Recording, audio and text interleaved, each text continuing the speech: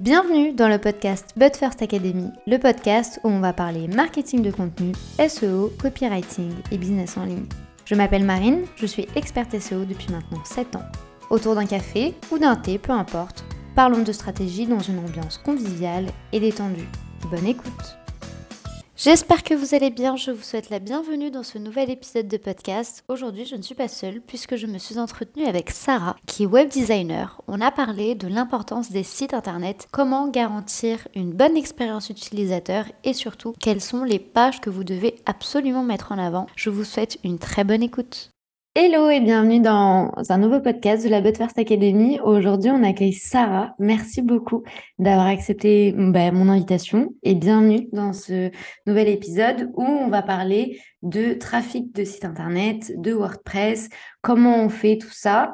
Donc, on va vous donner tous nos conseils. Mais d'abord, qui tu es, Sarah? Est-ce que tu peux te présenter? Comment tu t'es lancée? Avec qui tu travailles? Comment tu aides les gens, etc. Coucou, merci pour ton invitation Marine, c'est un plaisir et un honneur d'être sur ce podcast.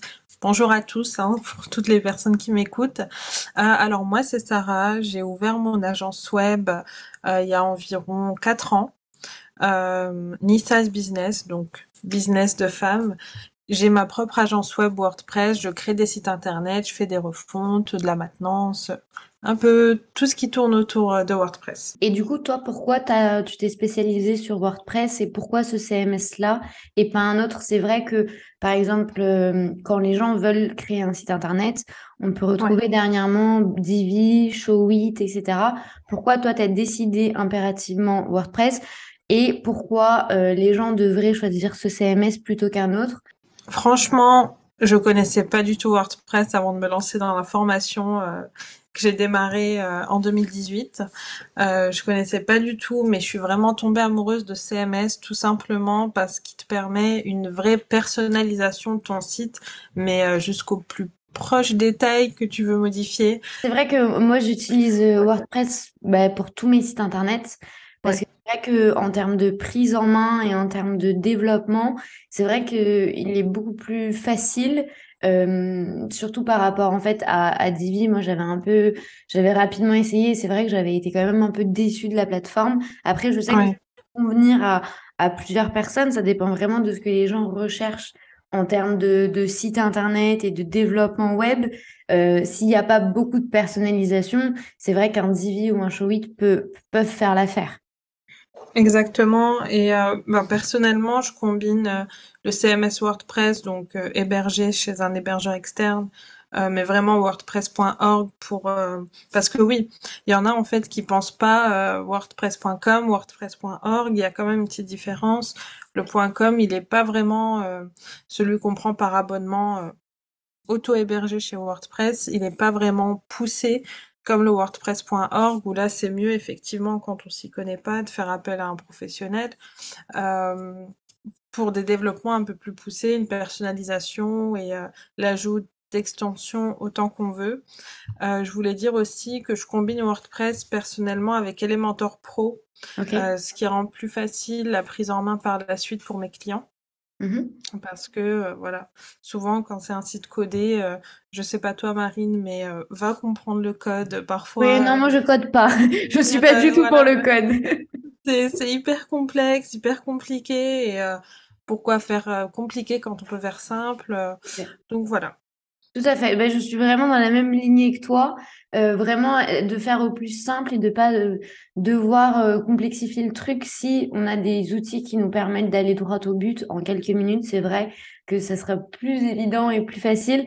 Moi, je t'avoue que je suis également sous Elementor Pro, donc c'est Ouais, vraiment en fait pour moi un outil qui est devenu indispensable pour la création pareil. des pages de vente, etc. Enfin, c'est vraiment beaucoup plus facile en termes de prise en main. Mais en fait, C'est vrai. là, on parle beaucoup de l'aspect design et de l'aspect esthétique. Mais en fait, au-delà de cet aspect esthétique, il est quand même important d'avoir un site qui va être attractif. Parce qu'en fait, si on a du trafic, mais que le site n'est pas du tout à la hauteur, en fait, ça peut pas marcher. Il va y avoir un gap entre ce que la personne espère voir et ce que la personne va voir.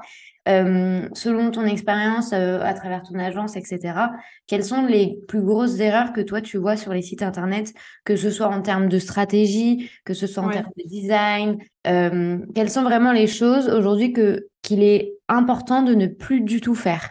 Je dirais la première des choses et de pas des moindres, c'est l'erreur que je vois le plus souvent, c'est le côté légal. En France, on a besoin obligatoirement sur un site d'avoir les cookies, d'avoir les mentions légales. Quand on est une boutique, les conditions générales de vente et ça, je trouve que c'est encore très négligé sur la plupart des sites entre guillemets «qu'on fait soi-même». Ensuite, la deuxième vraiment, c'est le no stratégie en fait. Créer un site sans avoir préparé les textes, sans avoir préparé, les choses qu'on souhaite mettre en valeur. Personnellement, j'envoie toujours une petite liste, tu sais, à mes clients, en Ouais. leur demandant: «Voilà les textes qu'il me faut, faites-moi tout ça s'il vous plaît pour au moins que j'ai une idée du secteur». Parfois, c'est des secteurs très différents, donc de la sécurité, des vêtements, des produits alimentaires, donc il me faut un minimum d'informations pour vraiment me plonger dans l'univers et créer quelque chose sur mesure. Donc je dirais la deuxième erreur que je vois le plus, c'est le no stratégie, Ouais, je vois ce que tu veux dire. Mais du coup, les gens, en fait, quand ils créent un site, enfin, quand ils imaginent d'avoir un site internet, il est aussi important, en fait, de se dire qu'il y a un contenu qui va devoir être créé derrière. Parce que c'est ce soit ça. toi ou une autre personne, vous n'allez pas pouvoir deviner, en fait, ce qu'il faut mettre en C'est avant. ça. Donc, vous allez avoir tout l'aspect design. Néanmoins, la personne, après, qui est face à vous, doit savoir un minimum rédiger. Parce que vous, en termes de créateur de site internet, il n'y a pas vraiment de touche au niveau du texte. Ok, C'est très bien. ça, à moins de déléguer, parce qu'il y en a qui n'ont pas le temps, tu sais, à des copywriters, et Tout à cetera, fait. ou à ton agence qui est spécialisée dans le SEO. Ouais, Je mets exactement. la petite pub.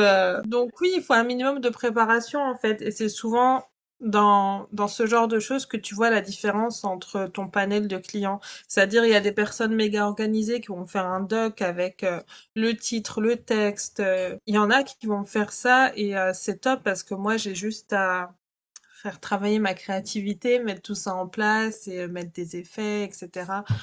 Travailler le site, mais j'ai déjà la base et il y a des gens vraiment qui vont juste m'envoyer toutes les infos en bloc et c'est à moi de faire le tri.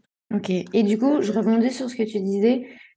Ça booste ta créativité. Toi, tu la trouves où ton inspiration pour créer des sites? C'est vraiment en fouillant sur Internet et tu vois un peu ce qui se fait, tu surfes sur les tendances ou Ouais. vraiment tu prends ton inspiration d'un truc qui n'a rien à voir avec le digital? Souvent, je demande à mes clients de m'envoyer les sites inspirants Ok.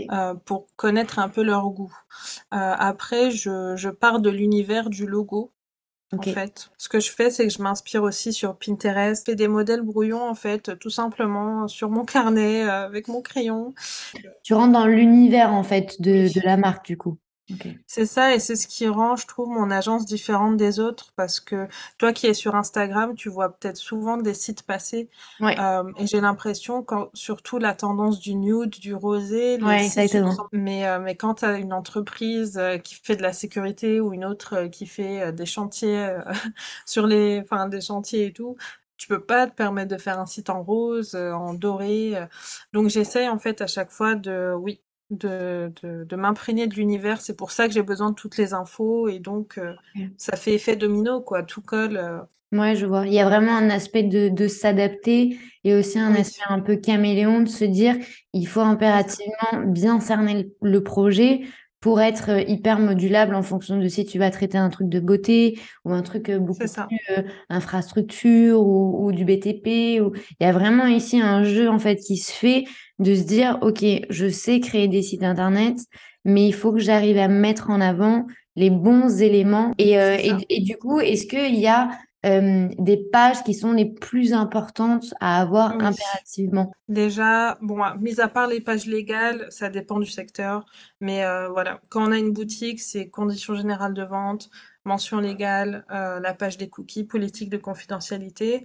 Un site vitrine, pareil, mention légale, politique de confidentialité des cookies, et un site one page, donc tout sur une page. En fait, il faut au minimum les mentions légales, la politique de confidentialité, optionnelle, mais je la mets quand même, Ok. et les cookies.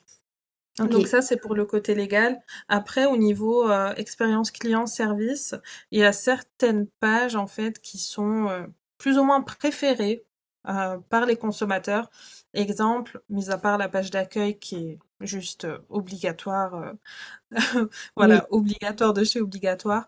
Il y en a qui aiment beaucoup, surtout quand on est dans un univers comme la beauté, la vente voilà, de programmes alimentaires, programmes sportifs. Les gens aiment bien les foires aux questions. Et Ok. ça permet aussi de faire gagner du temps à mes clients dans le sens où ils ont souvent des questions récurrentes. J'en ai moi-même mis une sur mon site. Les foires aux questions, les gens aiment bien.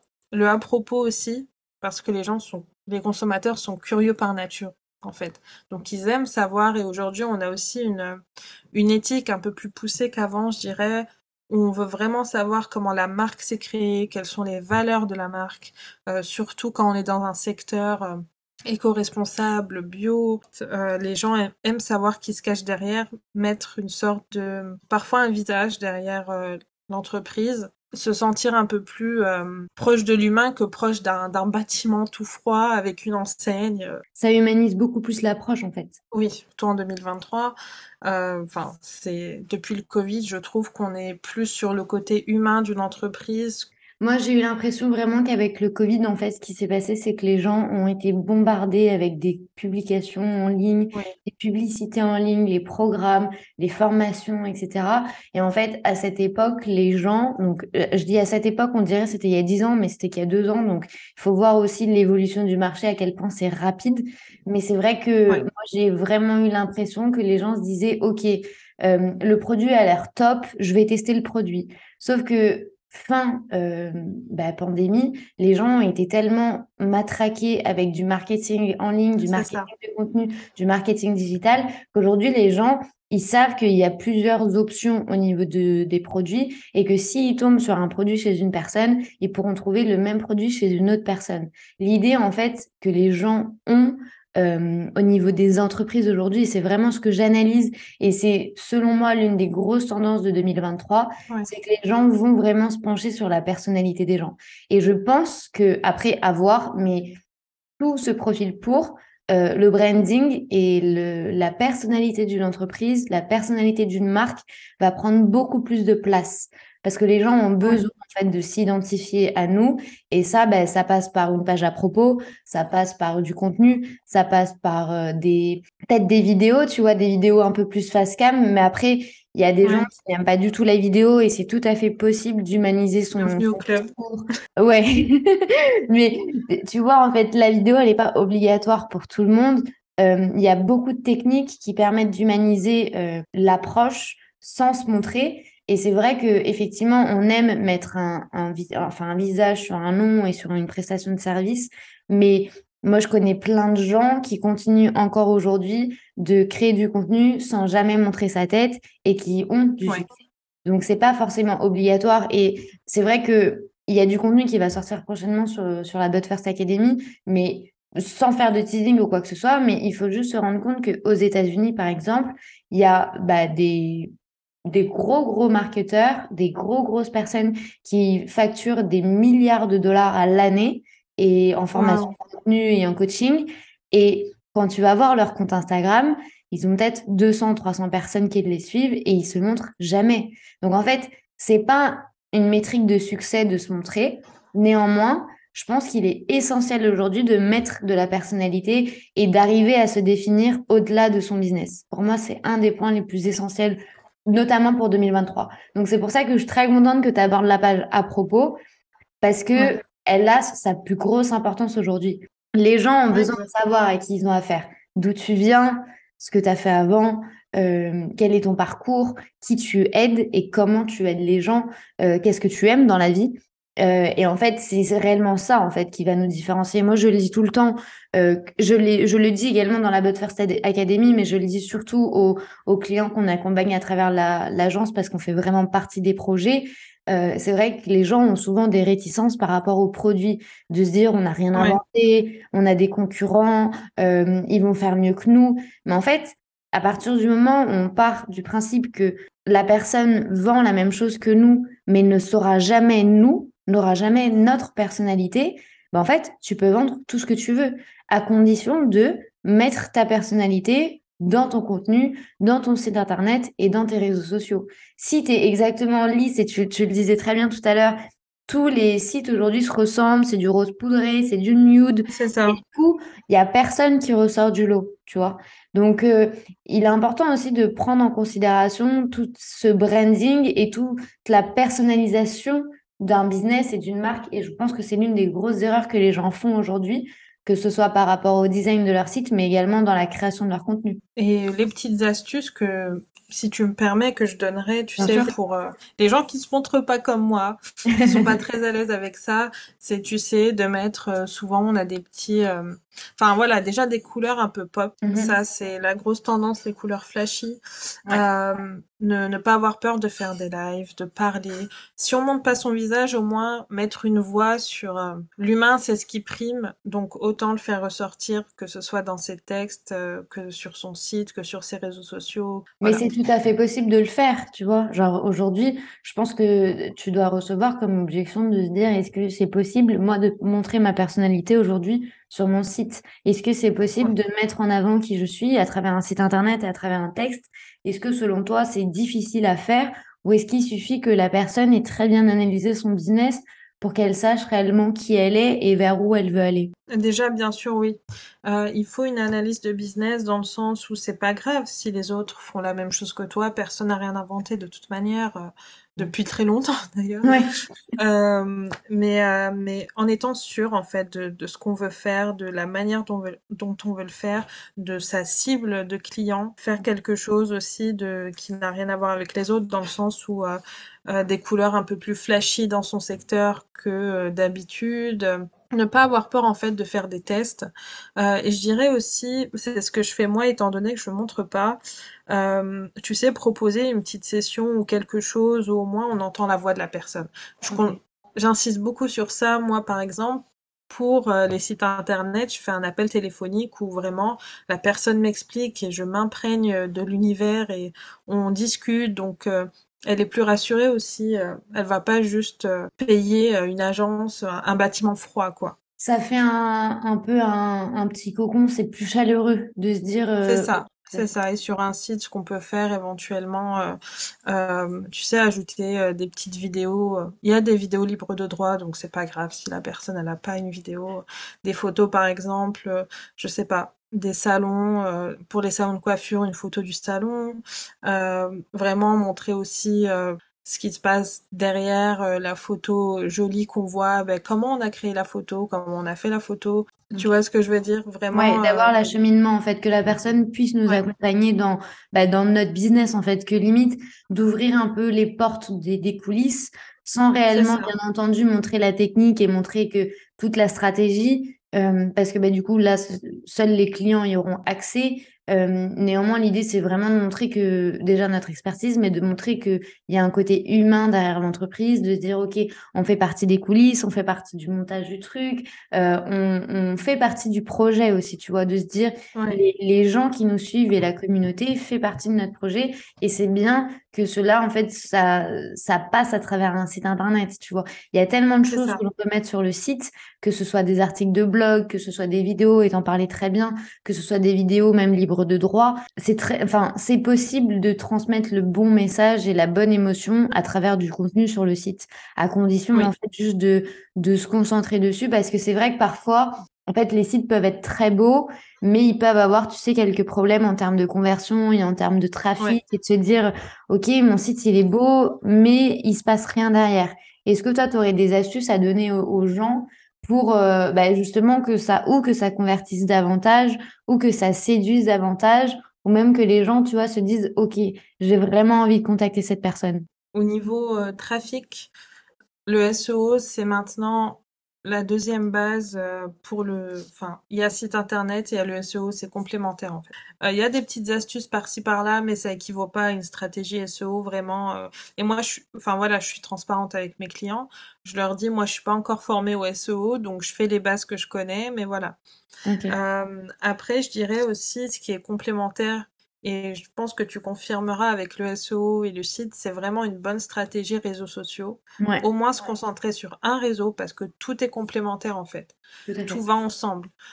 J'ai souvent eu ces pensées de me dire, voilà, est-ce que je me concentre pas trop sur un point et pas un autre? Et voilà, en discutant avec un expert SEO une fois, il m'a dit vraiment continue Instagram parce que j'en avais un peu marre d'Instagram. Ouais, je Je l'ai comprends. laissé un peu mon site.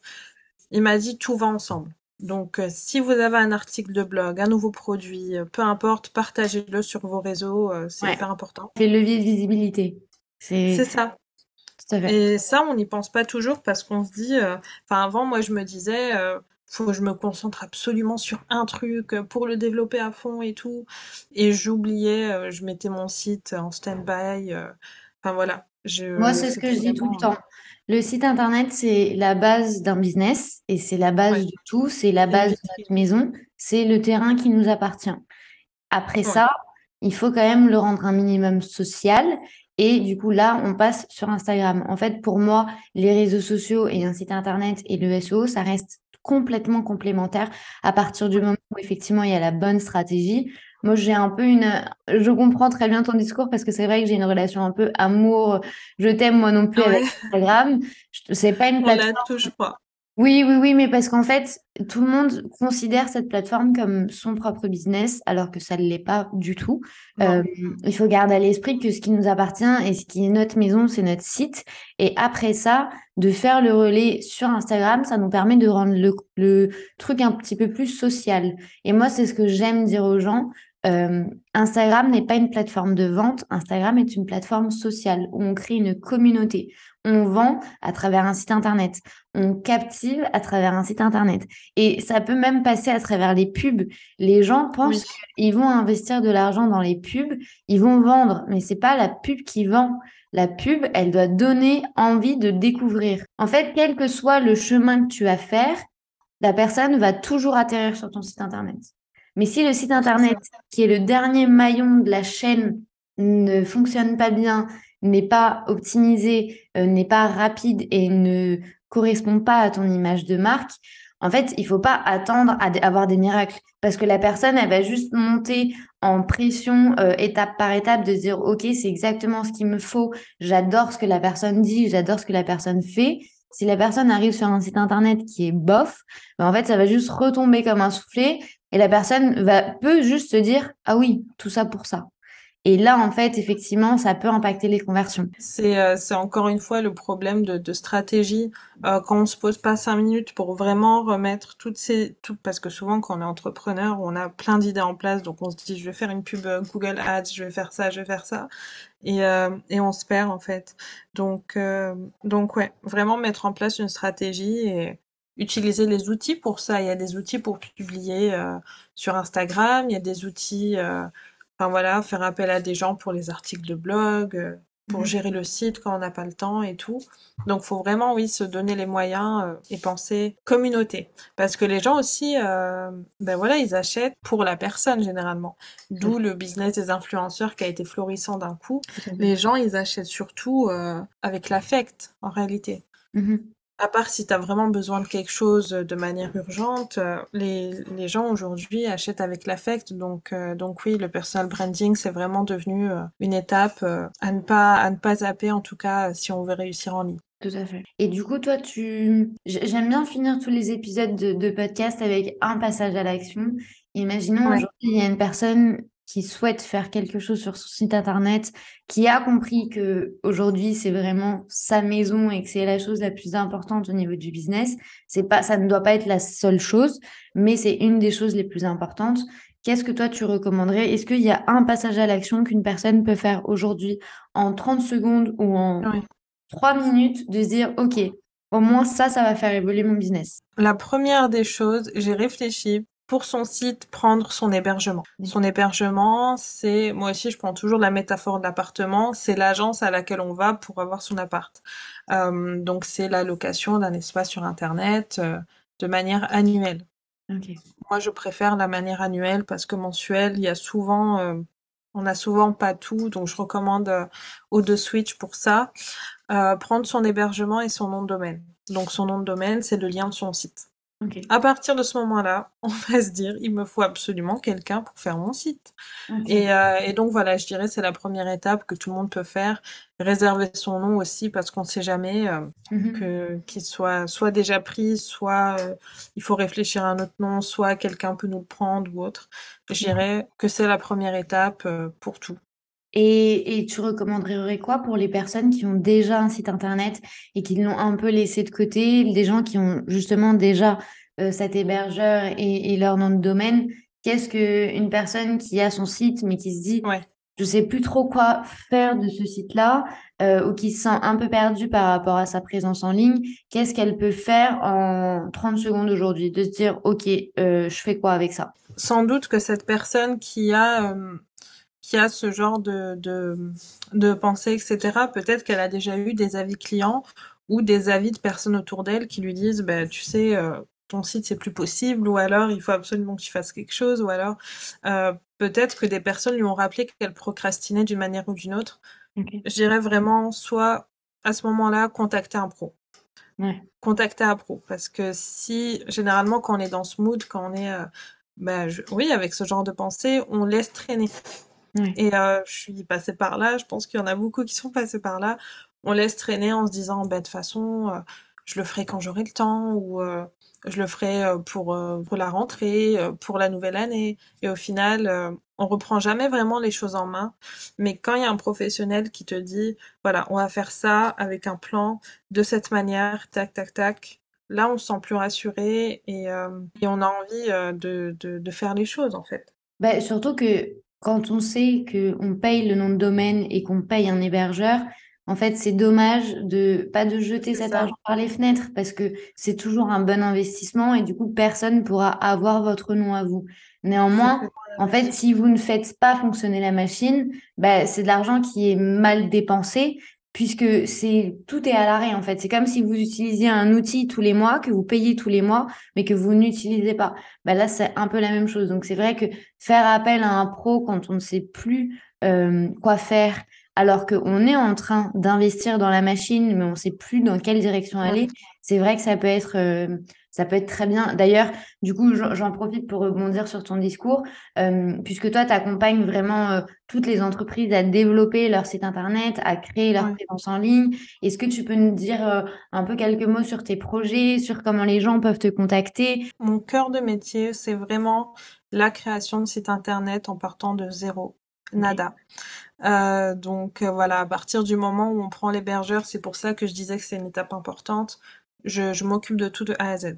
Vraiment, avec à la fin une formation, sur Zoom, une assistance quasiment, je dirais à vie au besoin en tout cas, s'il y a des bugs ou je ne sais pas, on sait jamais. Et aussi, la refonte de site.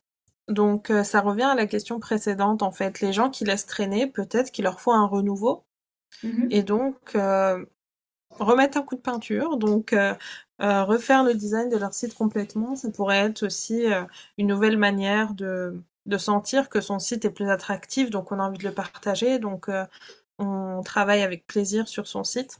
Ouais, tout à Donc fait. je m'occupe aussi de relooker, les sites internet, en D'accord. fonction des nouvelles couleurs et cetera. D'ajouter plus ou moins, les options, que mes clients veulent par la suite ou sur le moment, sur les sites déjà existants. Je fais aussi de la maintenance, donc j'entretiens le site à la place, des gens qui n'ont pas envie ou, Mhm. ont peur de toucher. C'est ce qu'on me dit souvent: «J'ai peur de toucher le site, de Ouais. faire un truc». Et mes projets à l'avenir, j'ambitionne en fait, de créer une petite peut-être un accompagnement, peut-être, je dirais pas une formation parce que j'aime pas trop ce terme, Mhm. un accompagnement communication où vraiment, pendant 2-3 heures, on parle de stratégie. Parce que je vois que c'est trop souvent négligé encore. Ouais, je comprends. Ok, génial. Ben, merci beaucoup, Sarah, pour tous tes conseils. J'espère Avec que plaisir. le discours aura un peu résonné en vous et que vous vous serez retrouvés dans tous ces cas de figure, voire même dans les conseils. N'hésitez pas à poser toutes les questions à Sarah si besoin. De toute façon, tous les liens seront en bas de l'épisode qui ont Oui. été cités. Tout, vous retrouverez tout. Et puis, merci beaucoup, Sarah. Merci à toi, Marine, pour m'avoir donné l'opportunité de parler aux personnes qui sont dans l'académie et j'espère vous retrouver bientôt. C'est génial. Merci beaucoup, à très bientôt.